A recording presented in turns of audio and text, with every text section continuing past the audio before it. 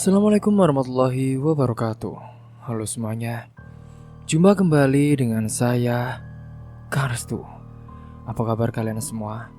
Semoga kalian selalu sehat, baik, dan tentunya dimudahkan segala urusannya oleh Tuhan Yang Maha Esa. Amin amin ya rabbal alamin.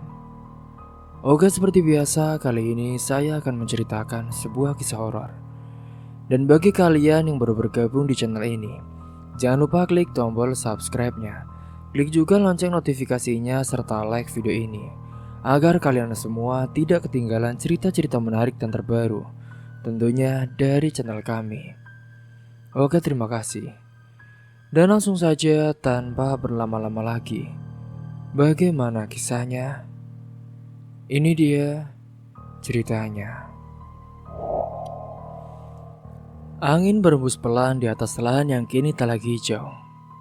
Lumpur bercampur sisa batang padi yang mati menyisakan aroma tanah basah yang getir.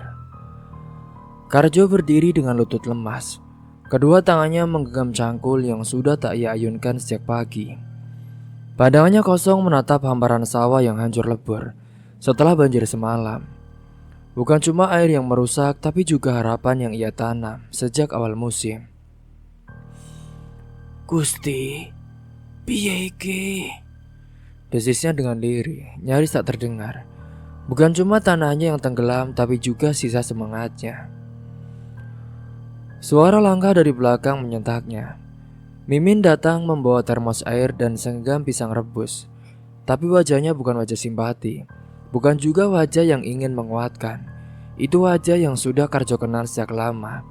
Wajah perempuan yang kecewa dan juga siap menagih. Mas, uang arisan minggu ini belum aku setor loh mas. Mbok Yu meski sawah gagal, tetap dijaga janjinya mas. Aku malu sama Bu Yati. Dia udah ngasih kode 2 kali loh mas.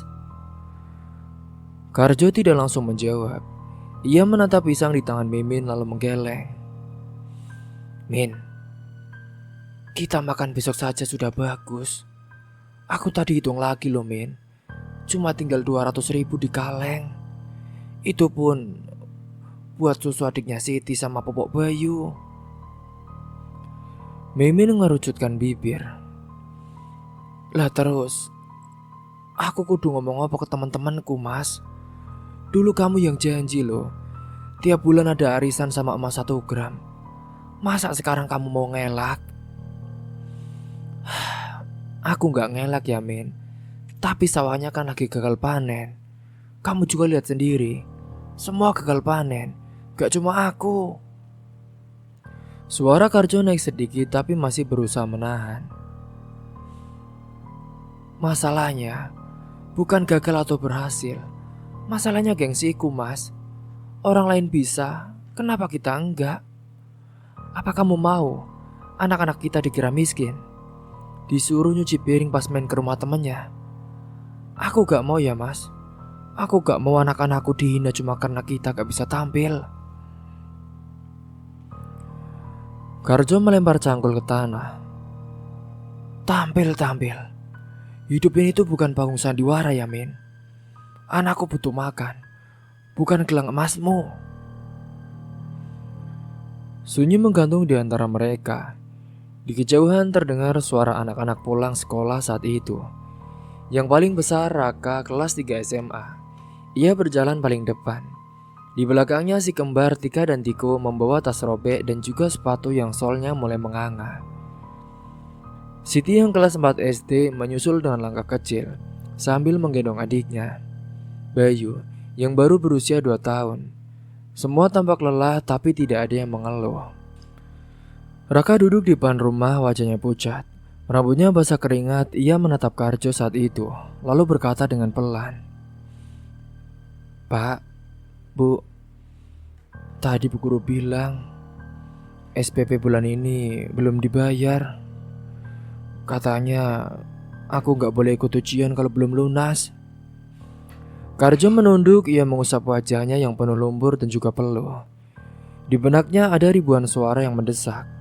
Sawah hancur, istri menuntut. Anak-anak lapar, utang warung belum dibayar dan sekarang ada SPP yang harus dilunasi. Mimin menoleh ke arah anak-anaknya, lalu kembali menatap Karjo. Mas, kita jual aja motor tua itu. Toh kamu juga udah jarang naik, lebih sering jalan kaki. Min, motor itu satu-satunya alat kalau kamu sakit, Min. Atau kalau anak-anak perlu dibawa ke puskesmas. Lah sekarang kita perlu uang, bukan bensin, Mas. Karjo diam saat itu. Ia tidak sanggup bertengkar. Ia tahu Mimin bukan perempuan jahat. Dulu dia gadis yang sabar, sederhana dan juga penyayang.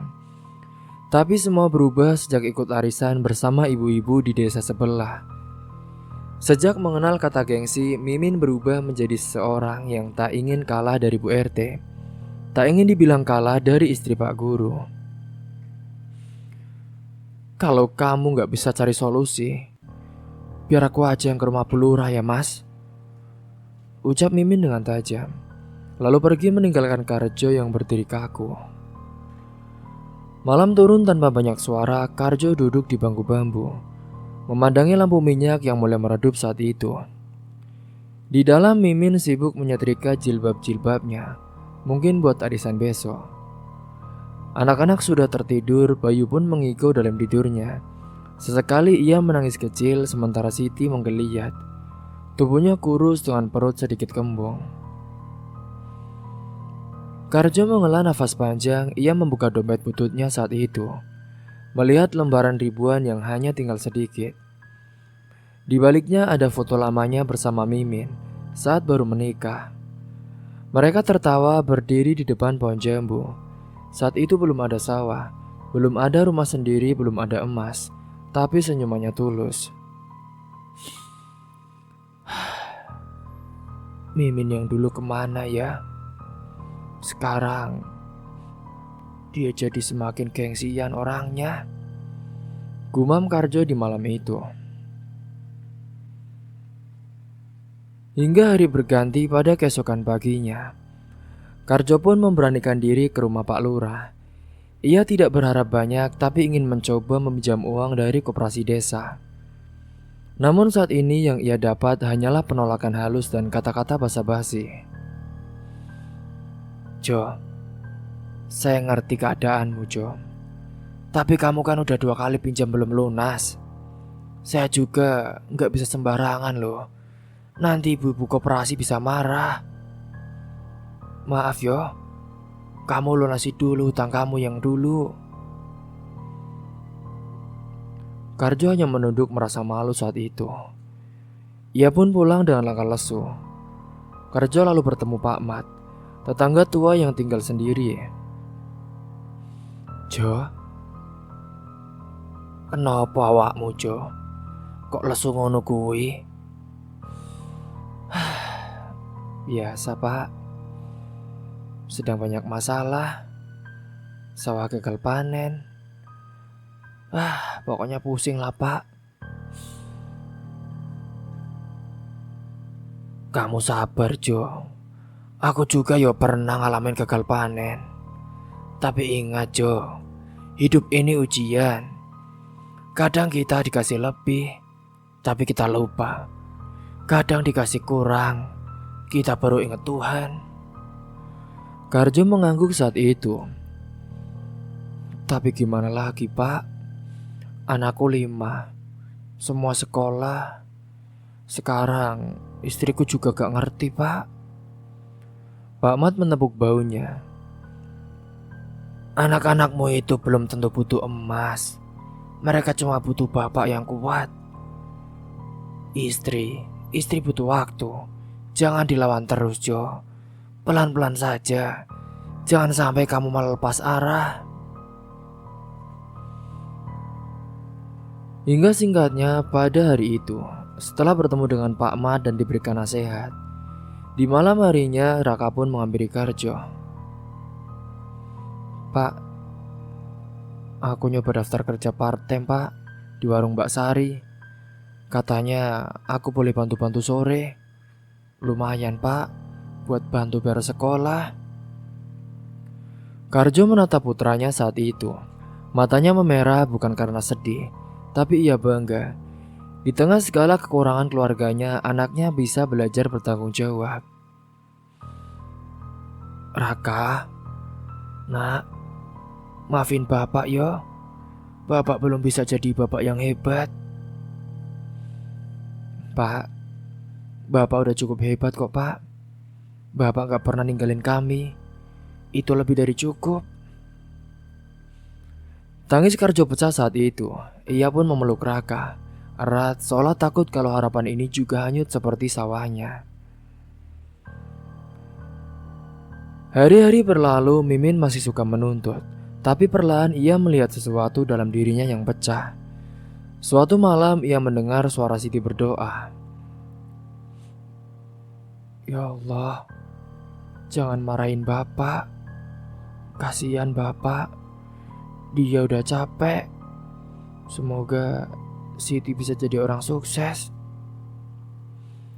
Mimin yang mendengarnya hanya terdiam di balik pintu. Dadanya sesak, ia ingat betapa keras ia menuntut Karjo. Tapi tak sekalipun ia tanya apakah Karjo masih kuat. Keesokan paginya ia pun duduk di samping Karjo yang sedang menjemur gabah, sisa panen kecil di pojok rumahnya. Mas, maaf ya.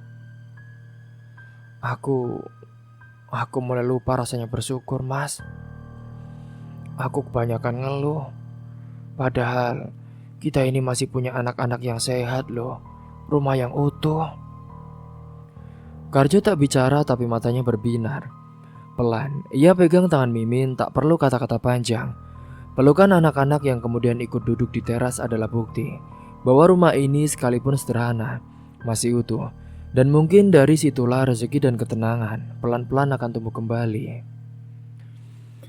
Seiring berjalannya waktu, kini Raka pun ia sudah mulai bekerja di saat ia punya waktu lega. Panas mentari sore itu tidak mampu menandingi semangat Raka yang baru saja mengulung lengan bajunya dan selesai menyapu lantai warung milik Bu Sari. Warung sederhana di pinggir jalan raya desa itu kini tampak bersih.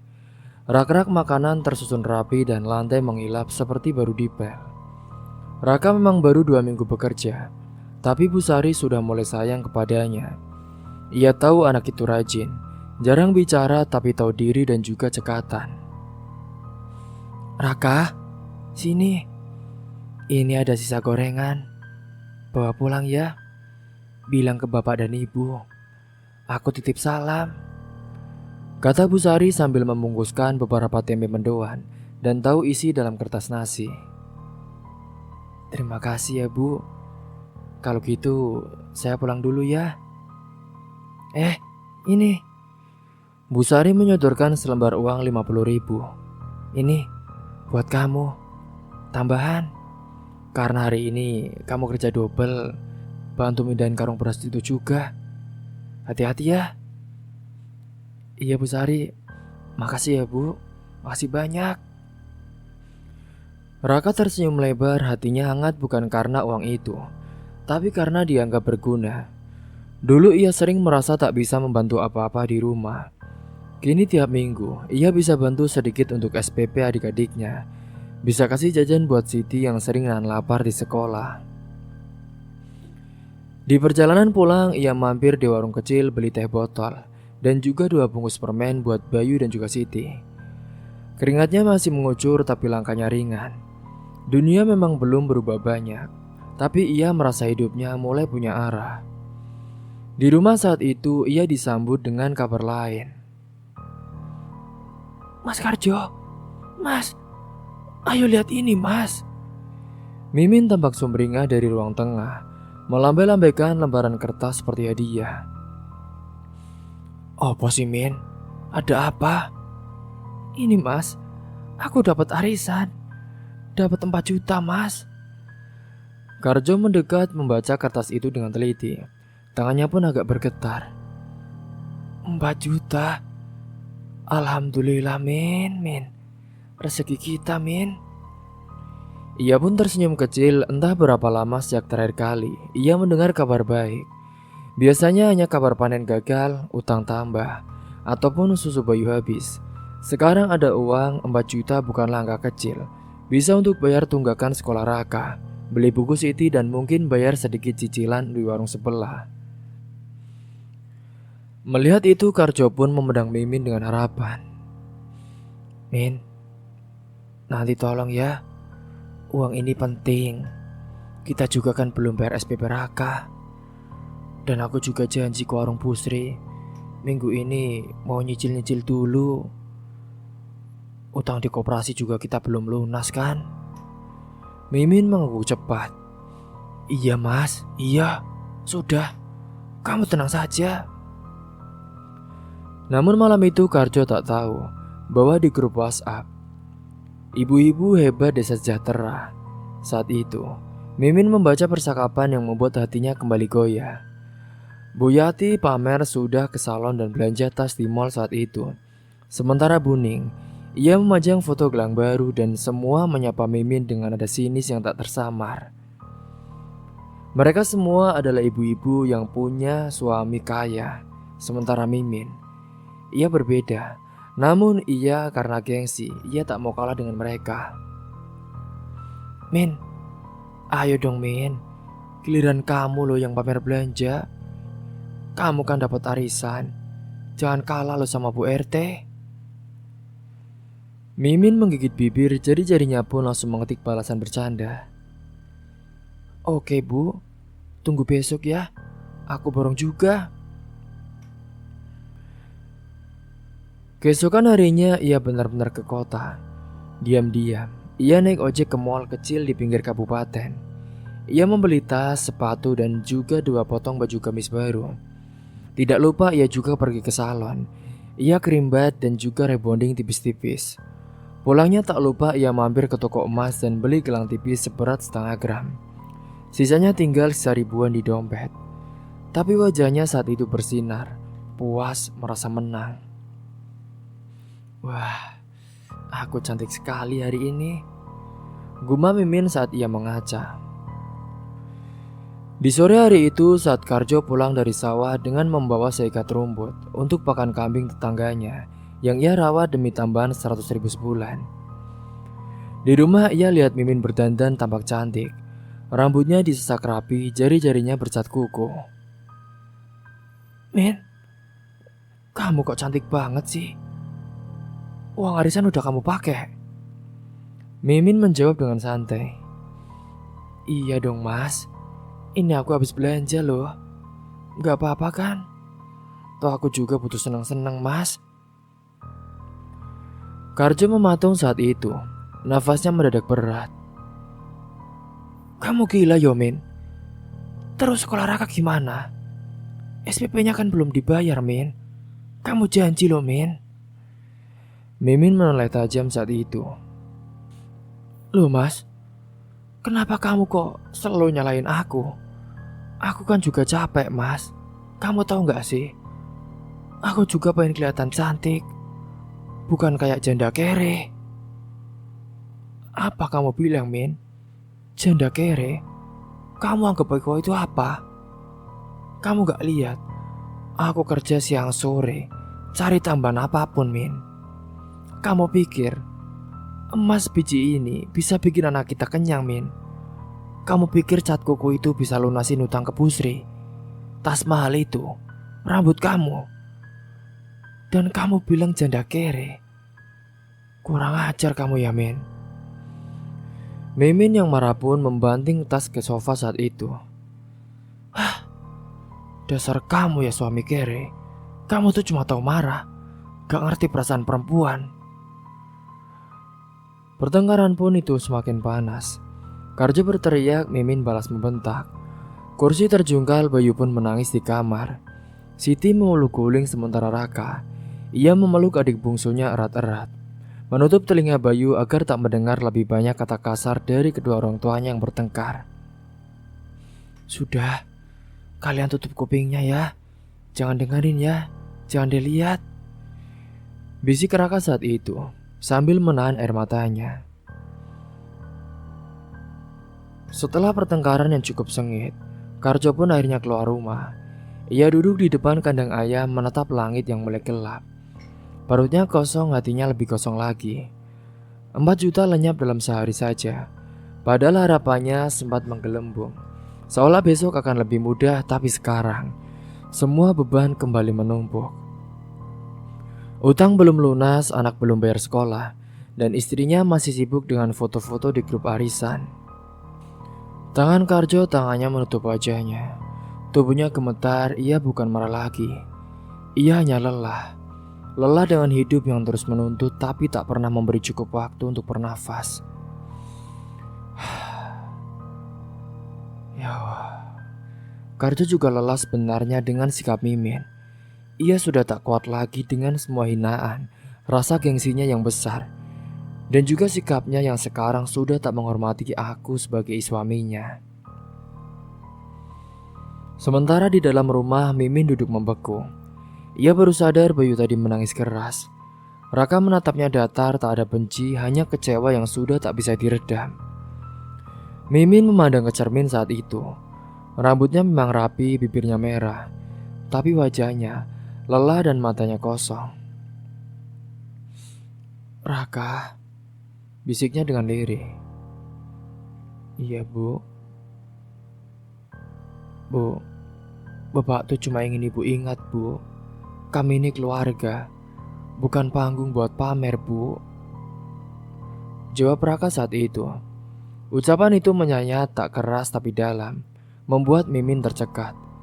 Ia melihat Bayu yang mulai tenang, dipeluk Raka yang bahkan belum lulus SMA, tapi sudah bisa bersikap seperti orang tua. Malam itu mereka semua tidur tanpa makan malam. Bukan karena tidak ada makanan, tapi karena tak ada nafsu untuk makan. Rumah itu sunyi, tak ada tawa, hanya suara hewan malam dan tangisan kecil dari hati yang belum pulih. Sementara Karjo, ia di luar rumah masih menatap langit, berharap besok meski berat, bisa sedikit lebih ringan, karena jika bukan dia yang bertahan, maka siapa lagi? Seiring berjalannya waktu, hari itu saat masih pagi, angin mengembus lembut dari arah ladang. Tapi rada damai di rumah kecil milik Karjo. Bayu menangis keras sejak Mimin mulai dandan dan bersiap pergi. Ia berlari menyusul ibunya yang sudah menenteng tas kecil, berisi make up dan juga dompet tipis, dengan sisa belanjaan kemarin. Bayu menahan dasar ibunya, merengek tak mau ditinggal. "Bu, Ibu jangan pergi, Bu. Bayu ikut." Mimin memalingkan wajah saat itu. "Gak bisa, Tondung. Ibu mau ada acara. Gak bisa bawa kamu. Nanti kamu rewel loh. Nanti Bu Yati marah lagi." "Bu, ikut, Bu." Tangis Bayu semakin keras. Tangannya mencoba menarik tas kecil milik ibunya. "Lepasin ya, yuk. Lepasin." Mimin melepaskannya dengan kasar. "Sudah, jangan rewel. Ibu mau senang-senang dulu. Kamu di rumah sama Bapak. Ya, kalau rewel, tak jewer loh. Diam." Anak sekecil itu tidak tahu apa itu senang-senang. Yang ia tahu ia tidak ingin ditinggal. Tapi Mimin tetap pergi tanpa menoleh, tanpa sedikit pun menyesal. Karjo yang menyaksikan semuanya dari teras, wajahnya diam, tapi matanya menyala. Tangannya mengepal, ia lihat Bayu jatuh terduduk sambil menjerit, dan istrinya malah tertawa sambil naik motor yang dijemput oleh ibu-ibu geng arisannya. "Kurang ajar memang Mimin. Aku benar-benar sudah selesai," bisiknya sendiri, tapi suara itu lebih seperti sumpah. Siangnya saat Raka pulang dari warung Busari, ia bersama Siti yang pulang lebih awal karena guru mengumumkan akan ada kegiatan sekolah minggu depan. Uang iuran harus dibayar. Raka pun duduk di depan rumah, wajahnya penuh beban saat itu. "Pak, Siti tadi nangis, Pak. Teman-temannya udah setor buat acara sekolah. Katanya kalau nggak bayar, dia nggak boleh ikut lomba." Karjo pun menoleh pelan. Ia baru selesai mengganti popok Bayu. Matanya sayu tapi suaranya tenang. "Ya udah, kamu tenang Yole. Malam nanti Bapak pasti dapat uang. kamu tinggal bilang ke gurumu besok ya. Insya Allah, SPP juga bapak lunasi. Raka mengangguk walau jelas terlihat bingung. Ia tak banyak bertanya lagi dari mana uang itu datang. Ia hanya percaya. Hari itu pun Karjo lalu menidurkan Bayu. Anak itu memang masih sedikit demam, mungkin karena terlalu lama menangis pagi tadi. Karjo duduk di lantai memeluk anaknya sambil mengayun-ayun tubuh kecil itu perlahan hingga tidur. Dan ketika sudah tertidur, saat itulah ponsel dari Karjo bergetar. Ponsel tua butut yang hanya bisa menerima gambar kabur dari WhatsApp. Sebuah pesan dari teman lamanya masuk. Gambar yang pelan-pelan membuat darah Karjo mendidih saat itu. Di foto itu, Mimin ternyata sedang duduk di kafe kecil di kota. Di sampingnya ada seorang pria muda berkemeja putih, merangkul pinggangnya. Jelas sekali Mimin tersenyum. Wajahnya tak merasa bersalah sedikit pun saat itu. Sementara ibu-ibu di belakang mereka tertawa, seolah semua itu adalah hiburan semata. Kurang ajar ya ini Mimin. Ternyata dia juga selingkuh.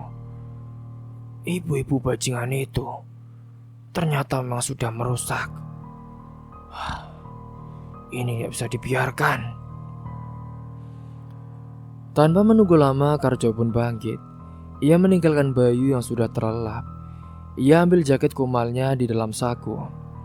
Sejak berminggu-minggu lalu tersimpan sebilah pisau kecil. Bukan untuk melukai siapapun awalnya, hanya sebagai pengingat bahwa harga diri laki-laki bisa runtuh jika terlalu sering diinjak. Motor tua milik tetangga ia pinjam tanpa pamit. Ia tahu tempat itu. Pernah Mimin sebut sekilas dalam obrolan telepon yang ia dengar diam-diam. Karjo pun melaju saat itu dengan kesetanan. Ia membawa senjata tajam. Kurang ajar. Lihat saja Min. Singkatnya sampainya di sana. Dari kejauhan ia sudah lihat istrinya tertawa lepas. Tangan pria itu bahkan sekarang sudah menyentuh pahanya. Karjo tak lagi berpikir. Ia melompat dari motor menyeruduk masuk ke kafe saat itu. Meja berantakan, gelas pecah, ibu-ibu menjerit. Min! Mimin! Teriak Karjo saat itu. Mimin baru sempat menoleh saat tangan Karjo sudah menghantam wajah pria itu. Meja pun tumbang, gelas terlempar ke lantai. Karjo mengejar lelaki itu sampai tak bisa bangkit. Mimin berteriak memohon tapi Karjo menyeret tangannya keluar, melawan tatapan panik orang-orang yang tak berani menghentikannya. Di tengah itu Karjo pun melempar meja-meja itu, menghamburkan semua kebahagiaan dari ibu-ibu bangsat itu. Di tengah perjalanan saat itu, Mimin terus menangis dan memohon. Mas, maafin aku mas. Aku salah mas. Aku cuma mau senang. Mau senang kamu bilang? Mau senang dengan cara kamu? Habis ini, aku akan buat kamu senang seumur hidup kamu. Saat itu, wajah Karjo sudah kaku. Hingga sampailah mereka di jalan tanah di pinggir hutan kecil. Sepi dan juga gelap, hanya suara jangkrik yang bersautan. Mimin pun mulai panik saat itu. Mas, kita mau kemana mas? Jangan mas, aku janji, aku mau berubah. Maafin aku mas. Tapi Karjo sudah membuka jaketnya. Pisau kecil itu kini digenggamnya dengan erat. Ia berjalan pelan ke arah Mimin, matanya kosong. Bukan karena benci, tapi karena tak ada lagi yang bisa ia pertahankan. Min, aku nikahin kamu karena dulu aku cinta. Aku sabar. Aku nahan harga diriku. Tapi kamu malah injak semua itu. Bahkan di depan anak-anak kita. Mas, jangan mas. Demi anak-anak kita mas. Jangan. Anak-anak? Kamu bilang anak-anak kita. Kamu tinggalkan mereka demi tas dan lipstik murah. Dan kamu malah selingkuh dengan lelaki lain. Aku juga tahu. Pasti kamu sering hotel bareng sama dia kan? Hingga saat itu pun, Jerit malam pecah. Sunyi menjadi saksi betapa amarah seorang ayah, suami dan lelaki bisa berubah menjadi binatang buas jika harga dirinya diremukkan. Di tempat itu Karjo kehilangan akal sehat. Mimin hanya bisa berteriak lalu diam selamanya. Saat itu pun, Mimin dibunuh oleh Karjo dengan kejam. Ia dikorok tubuhnya dengan pisau tajam. Setelah itu tubuhnya tak utuh lagi saat Karjo selesai. Ia tak menangis, ia juga tidak tersenyum, hanya diam. Di balik semak, ia kubur potongan tubuh itu dalam karung bekas. Ada juga beberapa potongan-potongan daging yang ia bawa untuk nantinya ia jual, dan daging itu uangnya nanti akan buat membayar sekolah anak-anaknya. Setelah itu ia pun lalu berjalan pulang dengan baju berlumur tanah dan darah yang mengering.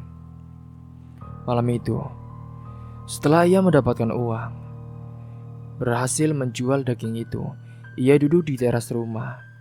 Bayu masih tidur, Siti membaca buku di dalam, sementara Raka datang dan duduk di sampingnya. "Pak, dari mana, Pak?"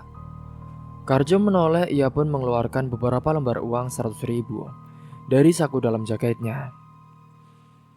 "Ini buat bayar sekolah ya, dan buat iuran acara itu. Kamu yang kasih ke adik-adik, ya. Bapak capek. Tapi sekarang, kamu laki-laki di rumah ini." Raka pun mengambil uang itu dengan ragu. "Terima kasih ya, Pak." "Oh ya, Pak. Memangnya ibu kemana ya, Pak? Dari siang aku pulang sekolah kok gak lihat ibu."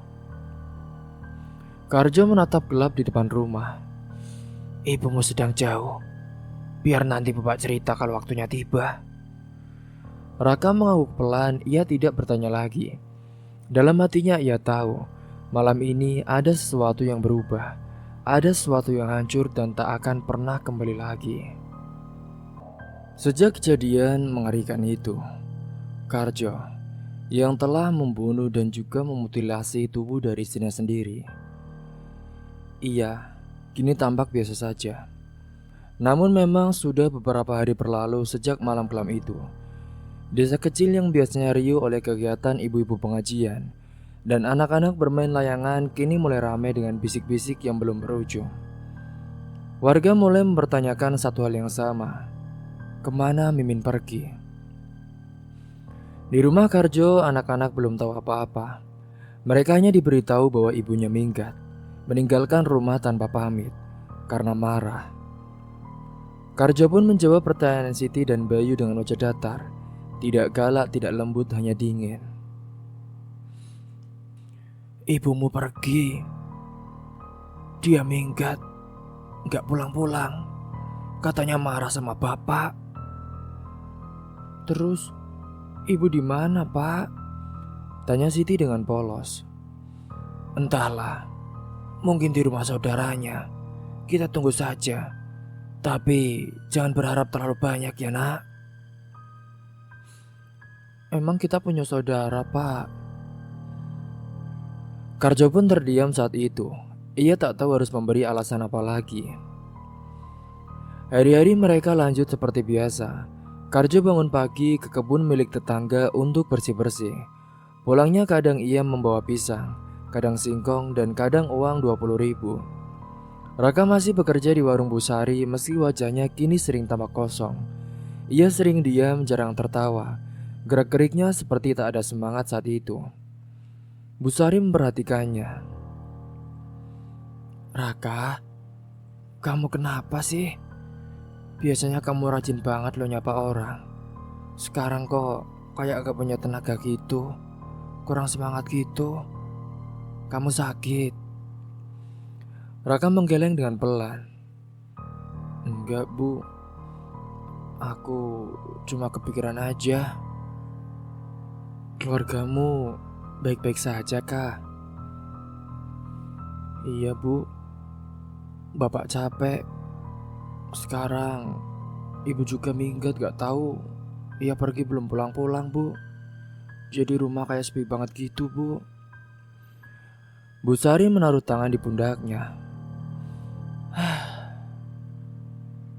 Kamu yang sabar ya nak. Kadang hidup itu memang nyakitin. Tapi kamu kan masih muda Raka. Jangan biarkan semua beban orang tua ditaruh di pundakmu. Raka menunduk, ia tahu Bu Sari baik. Tapi ada sesuatu dalam dirinya yang mengganjal. Ia pun mencium ketegangan dari sikap bapaknya. Sejak malam itu, Karjo memang berubah terlalu tenang dan juga terlalu senyap. Sementara itu di sudut desa yang lain, dua orang warga sedang ngobrol di warung. Pak, kemarin ya, aku beli daging dari Mas Karjo loh, kata Pak Dono sambil mengunyah gorengan. Loh, daging apa? Emang Karjo jualan? Bukannya dia tadinya kerja di bengkel? Ya, biasa sih. Mas Karjo kan gak pernah jualan. Tapi katanya itu daging merah, potongannya kecil-kecil. Aku pikir daging kambing. Tapi rasanya itu entah ya Pak, enak banget. Empuk, gurih, tapi beda. Walah, jangan-jangan daging tikus hutan. Gurunya saat itu. Alah, gak tau lah Pak. Tapi anak-anakku doyan loh. Padahal biasanya mereka susah makan. Obrolan itu hanya sepintas, tapi perlahan menyebar. Beberapa warga mengaku juga pernah ditawari Karjo daging tepat beberapa hari lalu. Semua bilang rasanya enak, tapi ketika mereka mencoba menanyakan ulang kepada Karjo, ia hanya tersenyum dan bilang, dagingnya sudah habis. Kemarin cuma daging sisa pemberian. Lalu sekarang mulai terdengar desas-desus yang aneh tentang bau busuk yang pernah tercium dari arah semak di pinggir ladang, lalu hilang. Tentang suara aneh di malam hari, dan tentu saja tentang Mimin yang tak kunjung pulang saat itu. Padahal sebelumnya Mimin termasuk orang yang tak betah diam. Ibu-ibu arisan pun mulai berbicara sambil mengelap listrik mereka dan menata jilbab sambil berdesis. Dasar laki-laki desa gak tahu malu. Datang-datang rusak acara kita. Gitu ngebuki pacarnya Mimin lagi. Sekarang istrinya hilang. Karjo. Dasar laki kere. Bikin susah aja. Iya loh Bu. Aku dengar juga Mimin tuh dulu sering ngeluh loh. Katanya Karjo kasar, pemarah, pelit.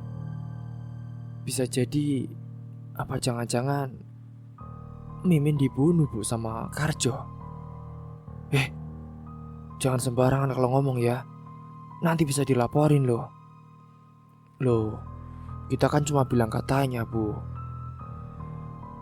Mereka tidak bicara terang-terangan, tapi sorot mata dan tatapan sinis itu sudah cukup membuat Karjo paham.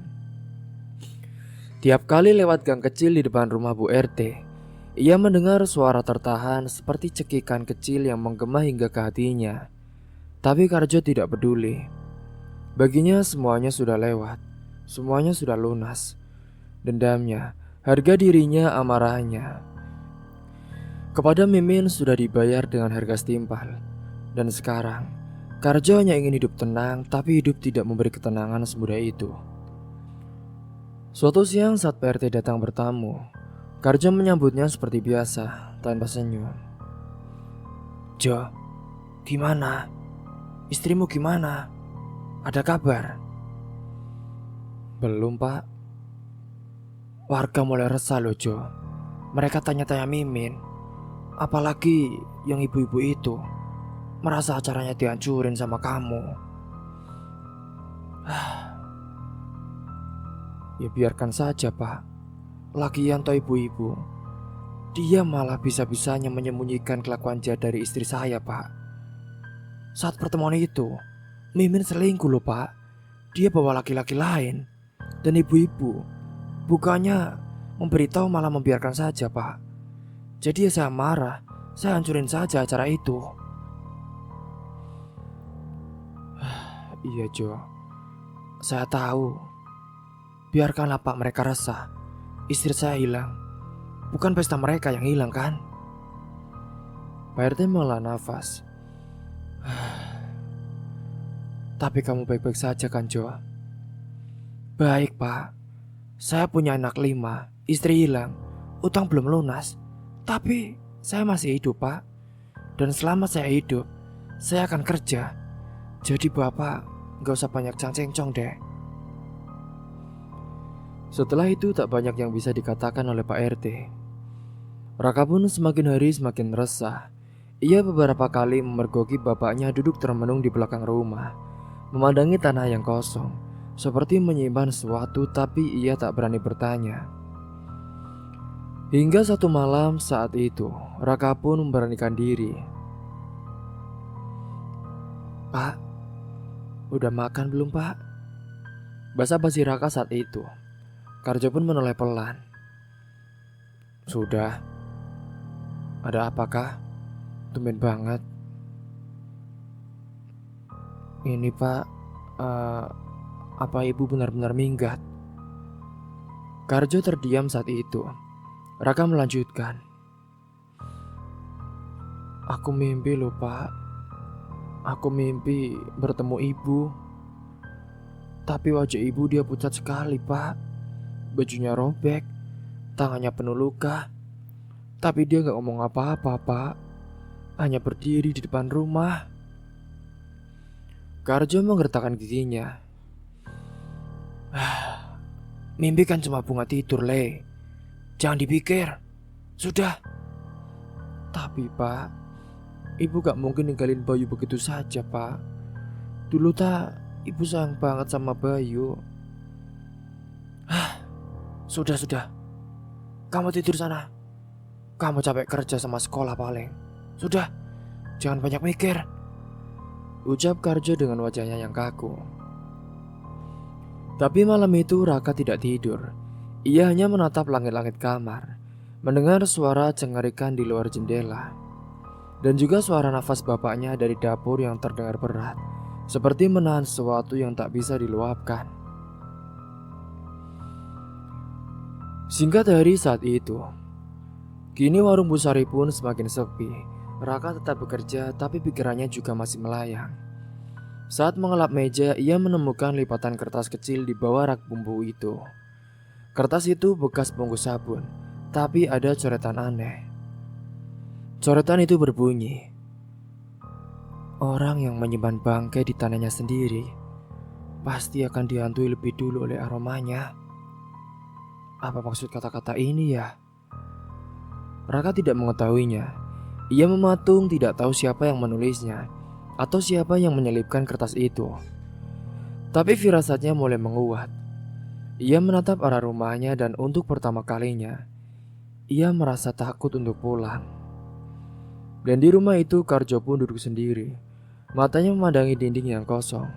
Di atas meja satu kantong plastik kecil berisi sisa uang hasil kerja serabutan, cukup untuk bayar sekolah Siti dan beli susu Bayu. Tapi tidak cukup untuk menebus dosa yang sudah terlanjur dia tanam dalam tanah. Pada pagi itu, cuaca yang begitu cerah. Udara terasa sejuk dan juga bersih. Langit membiru tanpa awan menggantung. Suara burung saling bersautan dari balik rimbun pepohonan hutan yang masih asri di sisi utara desa. Bu Atun, salah satu ibu arisan dari desa sebelah, sedang bersepeda santai bersama suami dan juga anak bungsunya. Mereka memang rutin tiap akhir pekan berkeliling, mencari udara segar sambil menyusuri jalan-jalan kecil yang berujung ke batas hutan desa. Hutan sini masih bersih ya, Pak? Sayang kalau nanti dijadikan kebun sawit atau bangunan, kata Bu Atun sambil mengayuh dengan pelan. Suaminya mengangguk saat itu. Iya, Bu. Untung warga di sini masih sadar akan alam. Anak mereka berlarian di depan sambil memetik bunga liar. Bu Atun sempat berhenti ketika melihat sekumpulan kupu-kupu menari di atas ilalang tinggi yang menjulang setinggi pinggang. Tapi matanya saat itu justru menangkap sesuatu yang lain. Sebuah tas lusuh berwarna coklat. Sebagian sudah robek, tampak teronggok setengah tertutup ilalang dan juga ranting-ranting pepohonan. Ia turun dari sepeda berjalan pelan saat itu. Itu tas siapa ya? Kok di hutan ini ada tas gitu sih? Buatun pun meraih tas itu. Ada noda lumpur dan bekas sobekan di sisi resleting. Ia membersihkannya pelan lalu terdiam. Matanya membelalak, tangannya bergetar memegang pegangan tas itu. Pak, ini tasnya Mimin ya pak? Aku ingat loh pak. Soalnya kan terakhir kali Mimin ikut arisan itu sebelum hilang. Dia tuh dijemput saat kepergok selingkuh sama suaminya pak. Mimin? Mimin siapa bu? Itu yang dari Zak itu loh, istri Karjo. Ya waktu arisan terakhir itu ketahuan sih pak. Saat dia dikebuki Karjo pas lagi gandengan sama cowok. Masa bapak gak inget sama cerita aku? Wajah suaminya berubah tegang. Kamu yakin bu? Iya pak, ibu yakin banget. Ini tas yang dia pakai waktu itu loh. Lihat nih, ada gantungan boneka kecil yang dia bangga-banggain. Katanya dari online shop mahal. Mereka saling berpandangan. Bu Atun menelan ludah. Wajahnya mendadak pucat. Tas itu tidak seharusnya ada di hutan ini, apalagi dalam kondisi rusak dan juga ditinggal begitu saja. Ia memeluk tas itu erat, dadanya sesak. Perasaan aneh menjalar perlahan saat itu. Sambil memandangi semak belukar di belakang ilalang, hatinya seperti berteriak ada sesuatu di sana. Namun sebelum mereka memutuskan apapun itu, dari kejauhan terdengar suara langkah kaki dan juga peluit. Pasukan polisi dari kota yang sedang latihan fisik lewat jalur pinggir desa itu. Beberapa dari mereka berjogging dengan rompi hitam, dan ada 2 anggota mengawal anjing pelacak yang juga sedang dilatih. Ketika berpapasan, salah satu polisi menyapa dengan ramah. Pagi pak, bu. Wah, sepedaan ya. Bu Atun dan suaminya pun mengangguk gugup, masih memeluk tas Mimin. Namun saat itu tiba-tiba anjing pelacak itu bereaksi. Ia menghentak tali kendalinya dan mulai menggonggong keras ke arah belakang semak, tempat Bu Atun tadi mengambil tas. Sang pawang anjing menariknya perlahan, tapi hewan itu terus mengendus-endus, menggali tanah dengan cakarannya. Bok, kamu nemu apa boy? Kok tiba-tiba lari gitu sih? Ucap sang polisi. Semua anggota polisi pun mulai memperhatikan. Bu Atun dan suaminya berdiri diam. Jantung mereka berdebar dengan tak karuan. Salah satu polisi mendekati semak dan melihat bekas seperti tanah tergali setengah saat itu, tertutup ulang oleh dedaunan dan juga ilalang. Di situ ada noda seperti darah kering dan bau anyir samar yang menusuk. Pak polisi pun berjongkok, menyibak tanah itu sedikit. Warnanya lebih gelap dari sekitarnya. Ia memanggil rekannya, lalu mereka menggali perlahan dengan alat bantu dari ransel taktis. Semakin dalam ia menggali, tanah itu mulai basah. Lalu sesuatu yang keras pun seperti tulang terasa saat sekop kecil mengenai permukaannya. Salah satu polisi berseru, "Pak, ini tulang manusia, Pak." Bu Atun menjerit saat itu. Ya Allah Gusti, itu tulang." Galian dilanjutkan lebih dalam saat itu. Bau busuk yang tertahan mulai menyembur, dan tak lama kemudian satu persatu potongan tubuh pun ditemukan. Sebagian sudah tinggal tulang, sebagian masih utuh dalam keadaan membusuk parah. Ada kulit yang terkelupas, ada bekas luka sayatan di beberapa bagian. Semuanya menjerit, bahkan polisi yang menggali pun langsung menjauh saat itu, menutup hidung karena baunya sangat busuk sekali, sambil mengeluh mual. Wah, ini busuk sekali ya. Apa ini? Anjing itu masih menggonggong semakin keras, seakan ikut menjerit bersama manusia. Sementara tas yang dipegang Bu Atun kini seperti beban yang menyala. Ia menjatuhkannya sambil menangis saat itu. Suaminya merangkulnya tak berkata apa-apa. Matanya terpaku pada potongan daging dan juga tulang yang sudah tak bisa dikenali lagi. Namun kali ini, gantungan boneka kecil itu masih utuh dan semua tahu siapa yang memakainya terakhir kali. Polisi saat itu langsung mengamankan lokasi. Garis kuning dipasang, satuan forensik pun dipanggil dari kota. Warga yang sudah mendengar mulai berdatangan karena kabar menyebar cepat kilat. Sebelum matahari tepat di atas kepala, semua orang di desa sudah tahu ada jasad dipotong-potong ditemukan di hutan. Dan semua bertanya, "Di mana Karjo? Karjo di mana?" Sementara itu di rumah kecil di tepi desanya, Karjo sedang duduk di depan tunggu dapur, membakar air untuk susu bayu. Sementara di luar, Siti sedang menyapu halaman dan Raka belum pulang dari warung. Karjo tampak tenang, wajahnya dingin seperti hari-hari sebelumnya. Namun kali ini, suara sepeda motor polisi yang datang bersama mobil besar itu membuat semuanya berubah.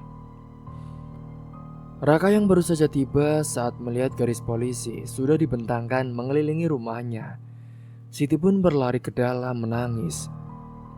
"Pak, ada polisi, Pak." Karjo bangkit pelan, ia tahu waktunya sudah datang. "Ah, polisi?" Seorang polisi pun maju saat itu.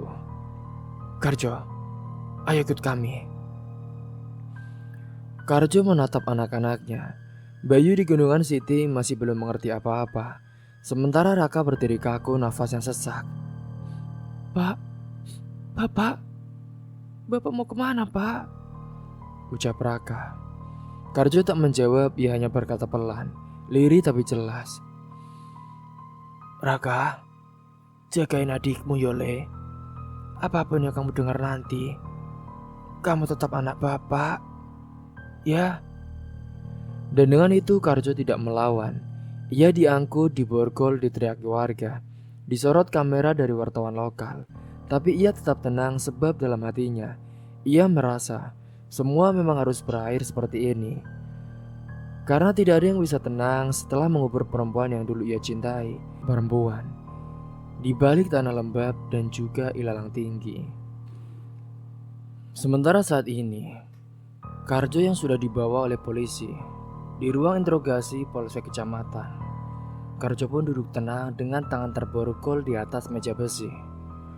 Dua penyidik duduk di depannya, salah satu-satunya mencatat. Sementara yang lain sekali memandang Karjo dengan ekspresi tak percaya. "Pak Karjo, kami tanya sekali lagi, Pak. Kamu yakin mengakui semua ini tanpa tekanan, Pak?" Karjo mengangguk dengan pelan.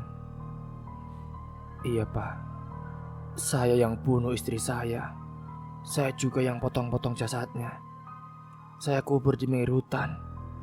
Gak ada yang nyuruh, gak ada yang bantu. Semua saya sendiri. Saya dendam dengan dia." Suara Karjo serak saat itu, tapi tidak ragu. Tatapannya tidak liar, tidak pula ketakutan. Hanya mata seorang lelaki yang sudah selesai menyimpan beban, yang sudah terlalu lama mendidih, dan akhirnya tumpah dalam cara yang mengerikan. Penyidik yang mencatat berhenti menulis. Ia meletakkan bolpennya. "Kenapa saudara tega lakukan itu, Jo?" Karjo menatap kosong ke arah dinding. Lalu ia membuka mulut dengan pelan. "Karena saya sudah gak bisa tahan, Pak. Tiap hari kerja, makan seadanya.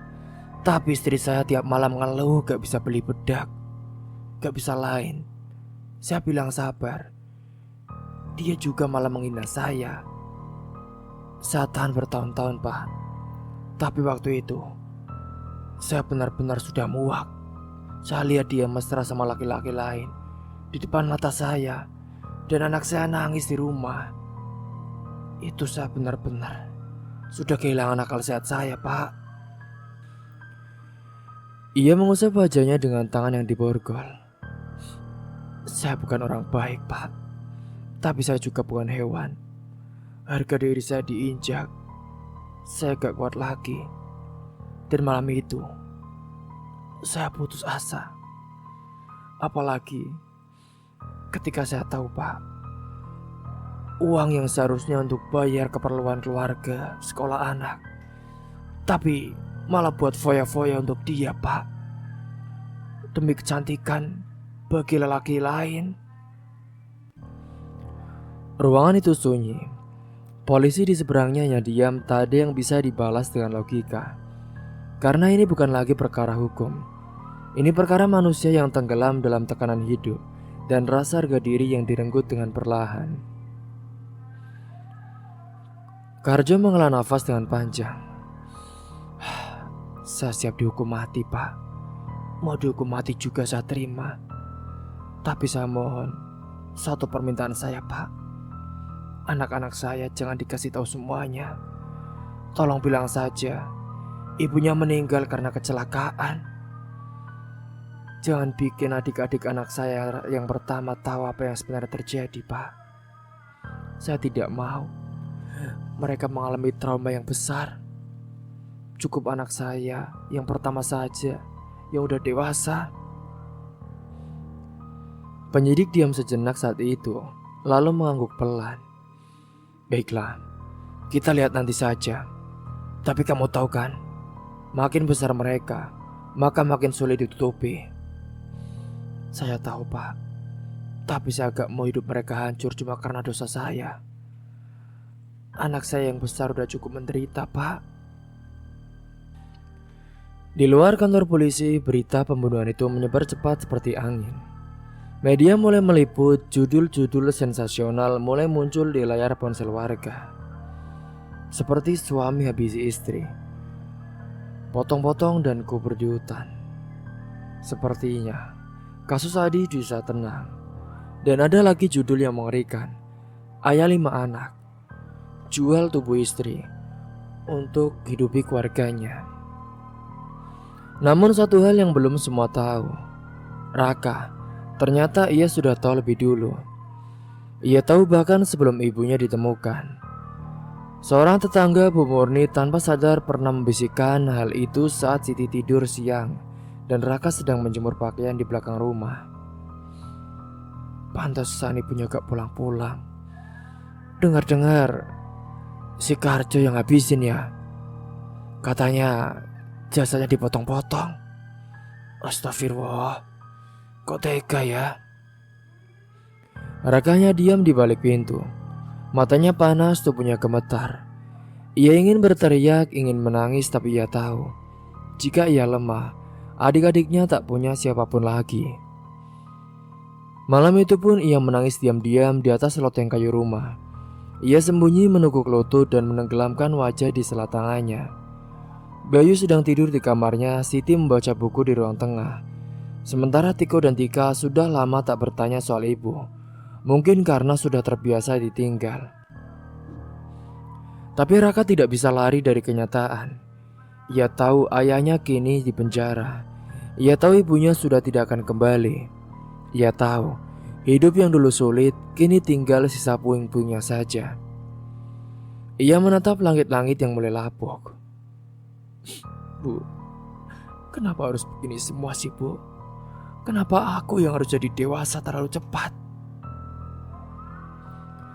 Tangis itu akhirnya pecah juga.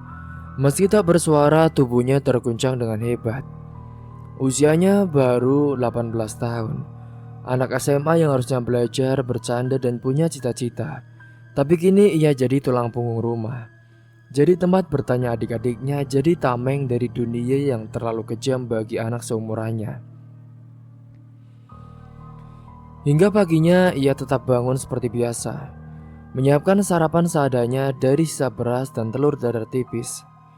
Ia suapi baju yang rewel, mengantar Siti ke sekolah. Lalu ia sekolah dan setelahnya ia pergi kerja ke warung Bu Sari. Bu Sari pun langsung tahu ada yang berubah saat itu. Raka, sini duduk dulu nak. Ada apa ya Bu? Bapakmu. Raka mengangguk dengan pelan. Saya tahu, Bu.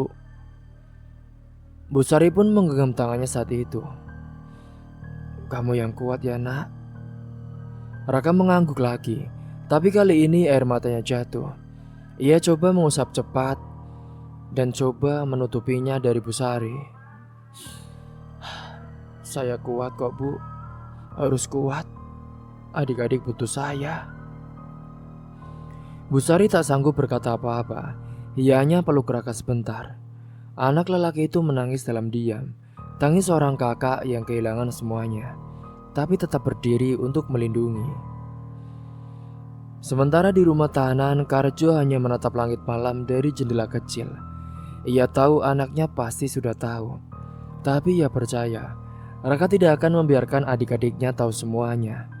Dan dengan itulah ia bisa mati dengan tenang. Karena meski tubuhnya akan membusuk di balik jeruji ataupun digantung di tiang eksekusi, anak-anaknya masih punya satu sama lain. Dan kadang itu saja sudah cukup untuk seorang ayah yang sudah kehilangan segalanya.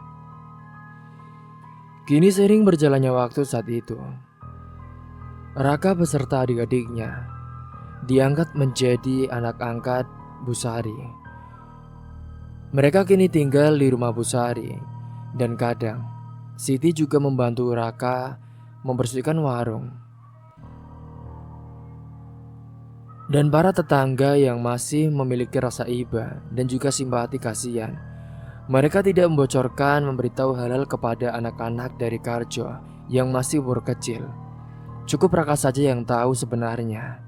Hingga akhirnya semua warga yang melihat keluarga itu menaruh rasa hormat kepada Raka dan juga merasa kasihan kepada anak-anaknya yang kecil sudah ditinggal pergi oleh kedua orang tua, yang berakhir dengan beban sangat berat. Cerita pun tamat. Semoga kalian semua bisa mengambil hikmah dan pelajaran dari kisah ini. Tentunya terima kasih saya ucapkan kepada kalian yang sudah menyimak kisah ini sampai akhir. Dan jangan lupa bagi kalian yang belum subscribe, klik tombol subscribe-nya. Klik juga lonceng notifikasinya dan juga jangan lupa tulis kolom komentar kalian di bawah. Apa kekurangan dan apa pelajaran yang bisa kalian ambil. Akhir kata dari saya, kurang lebihnya mohon maaf. Wassalamualaikum warahmatullahi wabarakatuh.